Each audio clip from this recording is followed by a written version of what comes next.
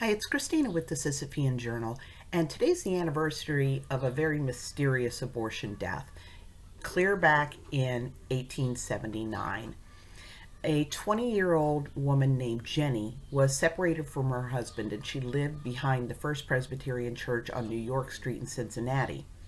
On May 15th of 1879, she collapsed on the street. And when people came to help her, she reported having suffered from a dull, aching pain for several days.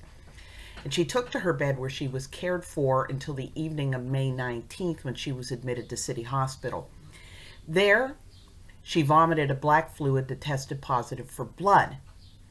Now, these symptoms are consistent with yellow fever, which had killed 3 people in the previous 3 weeks, so doctors thought it was yellow fever and treated her for that.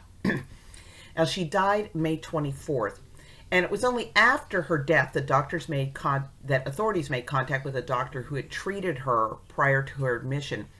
He found that she was suffering from an abortion. She would not divulge the name of her abortionist or the baby's father. After news broke of her death, a man calling himself John F. Essler, admitting it was a pseudonym, claimed to be Jennie's husband.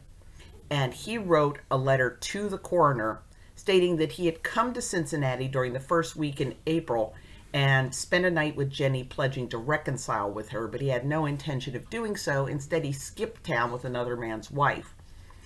The coroner responded with an open letter demanding that John F. Essler make public what he had shared with the coroner, because the letter had been sent anonymously and in confidentiality, and the coroner was not going to break confidentiality unless John F. Essler made public what he'd said. But I haven't found any evidence that the coroner did go public. However, the letter the coroner did publish made it pretty clear that Jennie's pregnancy probably resulted from that one night her husband had come to reconcile with her. So we'll never know who perpetrated the fatal abortion on Jennie, or even who her husband was, but personally I think it was a pretty slimy thing for him to do.